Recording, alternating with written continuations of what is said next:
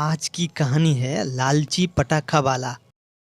इस तरह के वीडियो देखने के लिए आप विलेज टून चैनल को सब्सक्राइब करिए, पास में बेल आइकन को प्रेस करिए और वीडियो को ज़्यादा से ज़्यादा लाइक करिए। कुछ दिन पहले की बात है। मंगलपुर नामक एक गांव में दो पटाखा बनाने वाले अपनी पत्नियों के साथ खुशी खुशी रहती थी। दोनों का काम था पटाखा बनाना और उस पटाखा के लेकर बाजार में बेचना। लेकिन दोनों का स्वभाव बिल्कुल अलग थी। एक तो थी बेहद लालची। वो हर सुबह पैसों की फोटो को पूजा करती है और कहती है, हे भगवान, मुझे ज़्यादा से ज़्यादा पैसा देना ताकि मैं पूरी जिंदगी आराम से गुजारा कर सकूं। और दूसरी थी बेहद दयालु और निष्ठावान। वो हर सुबह माता लक्ष्मी को पूजा करती है और कहती है, हे भगवान, तूने मेरी जिंदगी को इसी तरह बना के रखना ताकि मेरी जिंदगी में कभी भी लालच पैदा हो ना सके। एक दिन लालची पटाखा वाला अपनी दुकान में जाती है और कहती है, तुम सब ध्यान से सुनो, तुम सारी फुलझड़ी में आधी रेत और आधी बारूद दे देना ताकि मेरे को ज़्यादा से ज़्यादा मुनाफा हो सके, क्योंकि तुम्हारा दिवाली का बोनस भी तो दिलवाना है। दूसरी तरफ बूढ़ा व्यापारी कहती है, तुम सब सारे फुलझड़ी में कम रेत और ज़्यादा से ज़्यादा बारूद दे देना और बारूद में रंगीन बारूद भी थोड़ा मिला देना ताकि लोगों को फुलझड़ी जलाने में ज़्यादा से ज़्यादा मज़ा आए। और देखना, बारूद अच्छा होना चाहिए। अगले दिन जब दोनों पटाखा व्यापारी दिवाली की दुकान लगाई, तब ज़्यादा से ज़्यादा लोग लालची व्यापारी के पास ही पटाखा खरीदने लगी।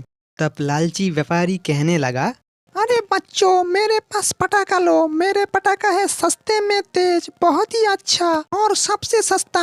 देखते देखते कुछ ही घंटे के बाद लालची व्यापारी के पास ढेर सारा पैसा इकट्ठा हो गया और बूढ़े व्यापारी के पास सिर्फ कुछ ही पैसा।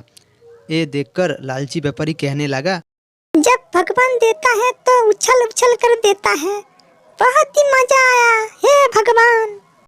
दुकान बंद कर जब दोनों व्यापारी अपने घर में आई, तब लालची व्यापारी ने एक बड़ा मुर्गा ले आया और बूढ़े व्यापारी ने एक छोटी सी मछली आई। तब लालची व्यापारी ने कहा, अरे पत्नी भगवान, जल्दी से आओ, अरे मुर्गा को ले जाओ। खाना खाते समय लालची व्यापारी ने कहा, अरे पत्नी भगवान, तुमने आज ऐसा खाना पकाया कि मन चाहता है इस चिकन के साथ हड्डियाँ भी खा लूं। आहा, इसी तरह खाना जब रोज मिलता है तब भूख ज़्यादा ही ज़्यादा बढ़ जाता है, बहुत ही अच्छा। उस तरफ बूढ़े व्यापारी के पत्नी ने कहा, रोज रोज एक जैसा खाना खाने को मन नहीं करता। तब बूढ़े व्यापारी ने कहा, देखना, एक दिन सब ठीक हो जाएगा, भगवान हम दोनों को एक दिन इन सुख से भर देगा, सब ठीक हो जाएगा। जब दिवाली के दिन आई, तब टूनी के बच्ची ने एक फुलझड़ी जलाई और कहा, देखो माँ, कितनी अच्छी से फुलझड़ी जल रही है। तब अचानक फुलझड़ी बंद हो गई। तब टूनी के बच्चे ने रो पड़ी और कहा, माँ, इतनी जल्दी फुलझड़ी बंद हो गई कैसे? तब टूनी ने बोला, तुम कहाँ से खरीदे? तब बच्चों ने लालची व्यापारी का नाम कहा। एक दिन दोनों जब पटाखा बेच रही थी, तभी अचानक टूनी का माँ आई और कहा, अरे भाई, तुम मेरे बच्चों को किस तरह फुलझड़ी दी जो आधे जलकर बंद हो गई? तब कौवा ने कहा, अरे बहना, ये सब झूठ मेरे पास मत कहना, किसकी गलती मेरे सर पर डाल रहे हो? तब टूनी ने उसी व्यापारी के साथ बहस ना करे बूढ़े व्यापारी के दुकान में आई और बच्चों के लिए फुलझड़ी खरीदकर अपने घर में चली आई।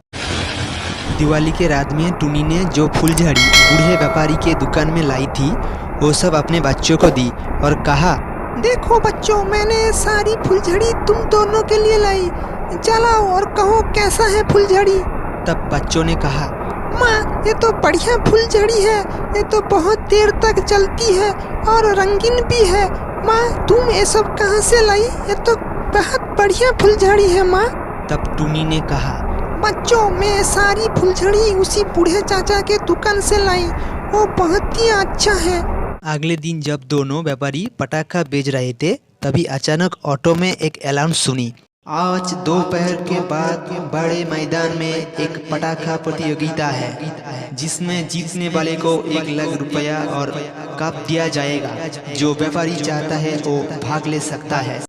दोपहर के बाद जब दोनों व्यापारी उस मैदान पे जाई तब देखा वहाँ के सारी भीड़ लगा हुआ था और अनाउंस चल रही थी, जिसका भी पटाखा ज़्यादा ही देर तक चलेगा उसको ही विजेता घोषित कर दिया जाएगा और उसका इनाम सबके सामने पेश किया जा रहा है।